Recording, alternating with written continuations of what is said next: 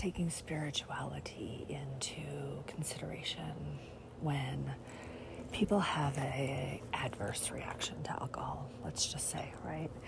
They start, most people don't really realize the physical ramifications that are occurring within the body.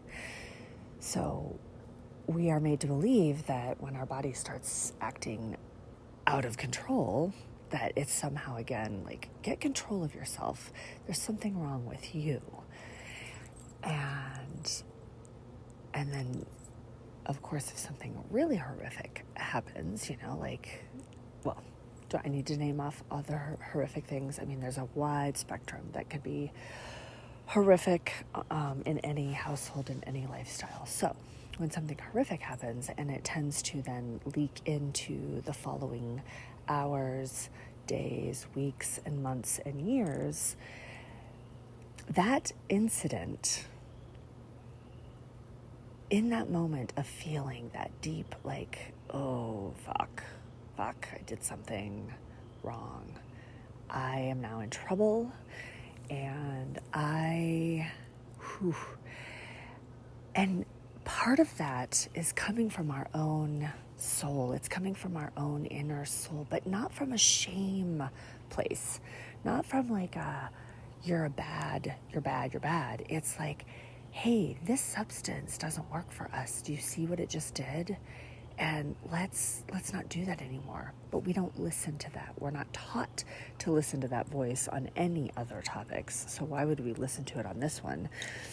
And so the fuckery here is then the substance changes our whole neurochemistry, and shit just snowballs. It snowballs often out of control. And again, control is a spectrum, right? I also believe that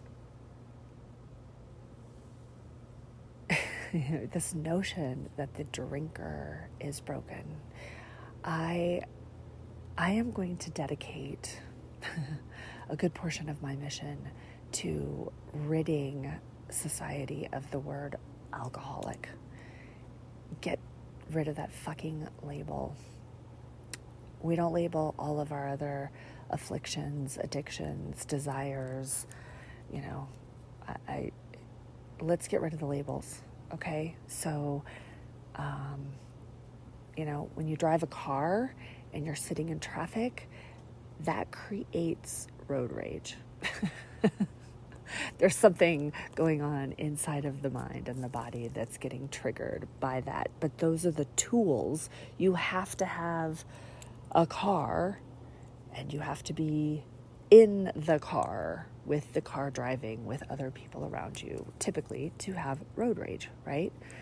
So to be an alcoholic, you have to have a tool. And that tool goes in and does exactly what it is meant to do. It loosens things up. It slows things down. It takes the edge off. It uninhibits us. It takes the inhibitions down a few notches so that we can relax, we can chill out, we can feel a well-deserved buzz. Am I right? I know I'm right. I know I'm right. I can speak with authority on this, and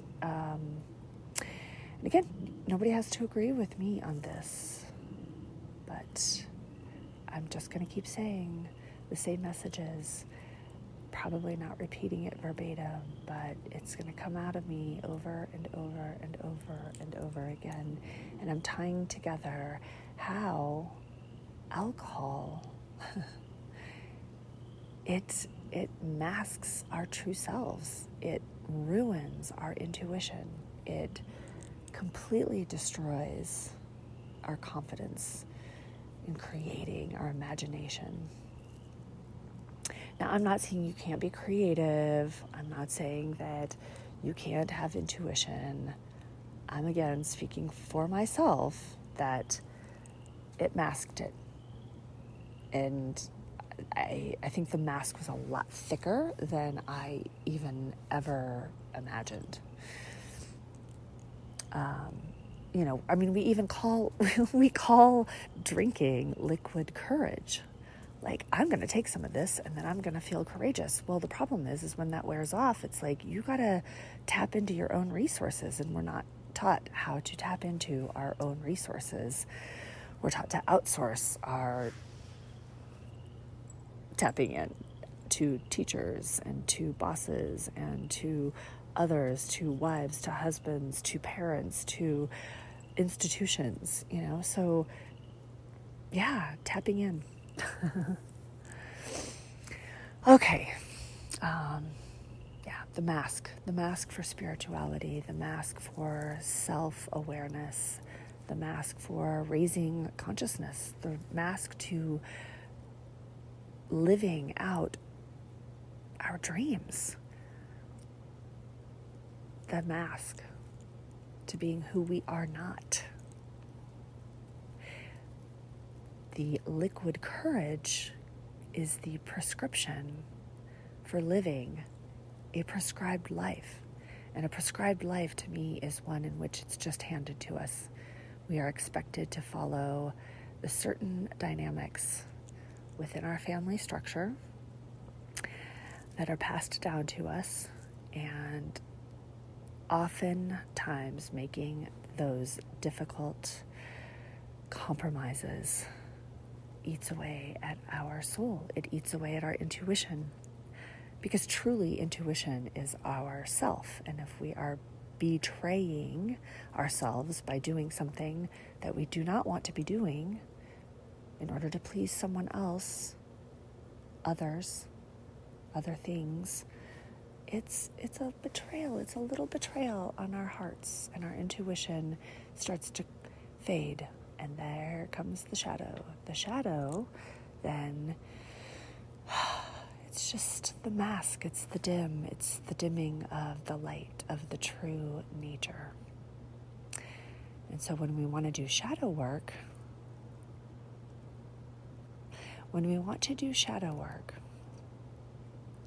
it's best to go in and find that little ember, that little spark of light, and see how you can stoke that. And the shadow will retreat. It will move aside for the light to start showing, because then your intuition grows, your confidence grows, your inner self percolated and promoted courage grows. Your neurons are firing, your synapses are connected, you're sleeping better, your skin is better, your overall well-being is better. The stress and the anxiety that liquid courage told you it would take away is actually going away. Because your brain is working properly. The neurons are recalibrating. Your whole body is recalibrating. Just with nature, when a forest burns down, it regrows. When you don't mow your lawn and you let it go, it will go crazy. It will grow and grow and grow. And so is such as our bodies. Our body is nature, it's biology, and it regenerates. Now, not everything comes back online, but a lot. Our bodies have a very, very, very, very wondrous capability of repairing itself. When you remove this poisonous, toxic substance and give it a chance to, be healthy, it will come back. And you will notice improvements immediately, and then it will just exponentially get better. And then you get to start feeling your feelings. And that is not nearly as scary as it is when you are drinking. I will tell you that facing your problems and your fears and your worries and your doubts and your challenges is so much more fucking easy without a hangover. So much easier. You're going to be so pleasantly surprised. And here's where the bullshit kicker comes in, is that we're also made to believe that this is really fucking hard because we're broken. So not only are you broken, but you got to take away the thing that helps you feel less broken, the perpetuated systemic gerbil wheel cycle of fuckery, that you have some deep, deep beliefs that you are broken. One, if you can't drink because you can't hold your liquor, you can't, whatever. I like hold your liquor. I can't think of another phrase that matches what that connotation. Everybody knows what that means, right?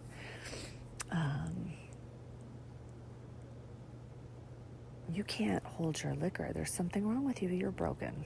So you should stop drinking. You're an alcoholic. And so now you got to take away that thing that you thought was helping you be a more socially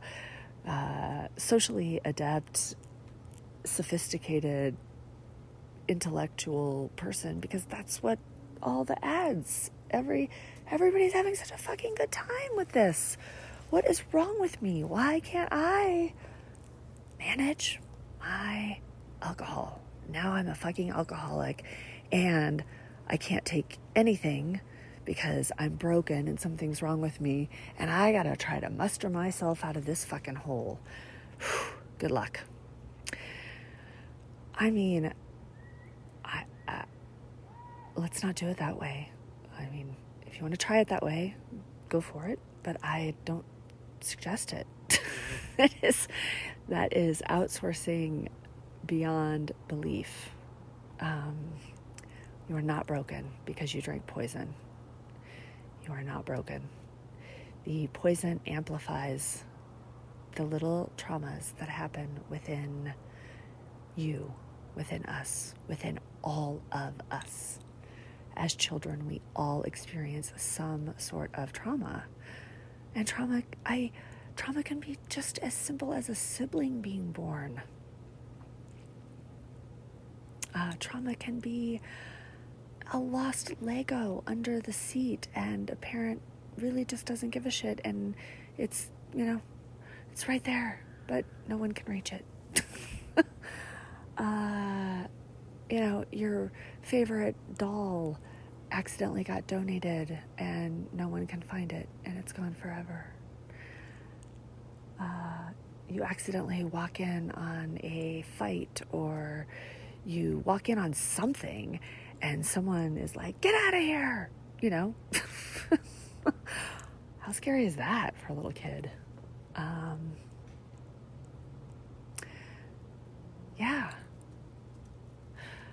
Or even just falling down and hurting yourself and not just being able to fucking cry it out and be like, instead of somebody and all these people like running around you like, oh my God, are you okay? Are you okay? Are you okay? I mean, and then you're like, well, I don't know. Fuck, it does hurt. Am I okay? Am I okay? Maybe I'm not okay. And every time that I fall, people come running. But then as I get older, nobody cares that I'm hurting. Nobody cares. Or I don't tell them. I mean, okay, so trauma. We all have trauma. And those little traumas usually are the things that create the shadow, because we are told to be quiet. We're told to sit down, be quiet, stop using your imagination, go to sleep when you're not tired, get back in bed, stop being so silly. I mean, that list can go on and on and on. And so as free-spirited children, when our training starts to be a productive and acceptable member of society, those behaviors are not acceptable. It is not acceptable in a classroom. You have to sit quietly. Don't touch. Don't touch.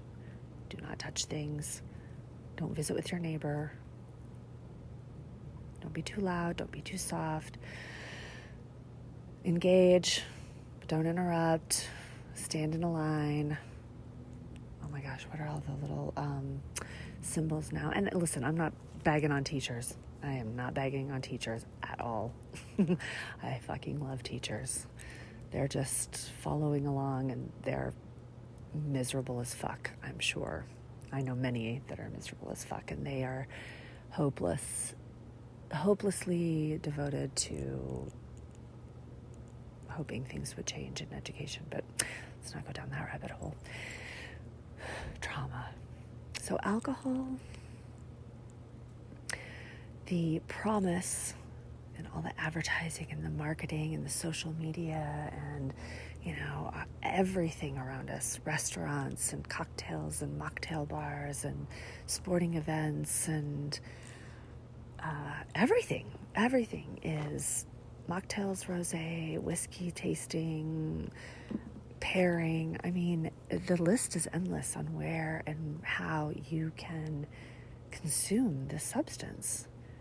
And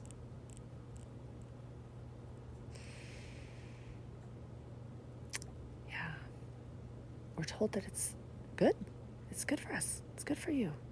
Look how much fun you should be having on this. And if you're not having fun,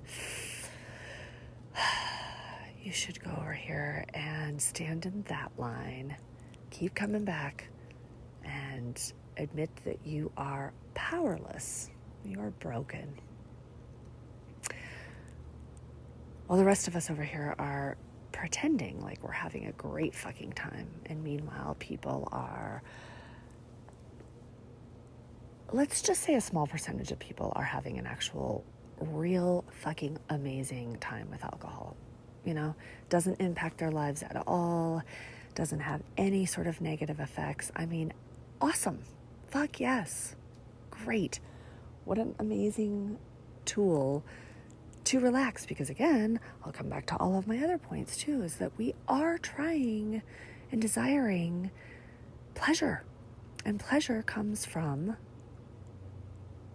tweaking, equalizing, changing, amplifying our consciousness.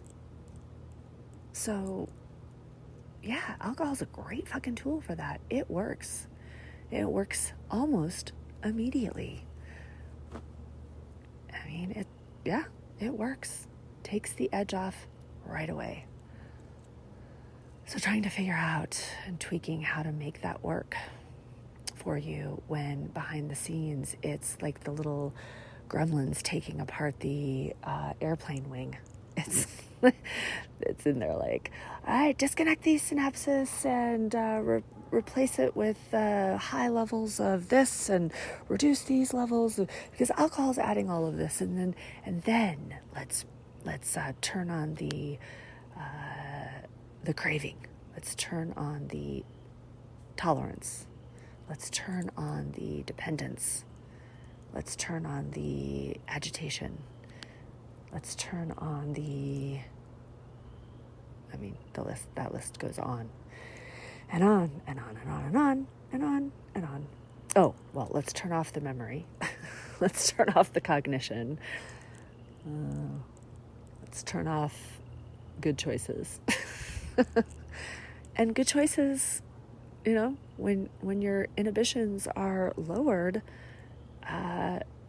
sometimes they get lowered significantly.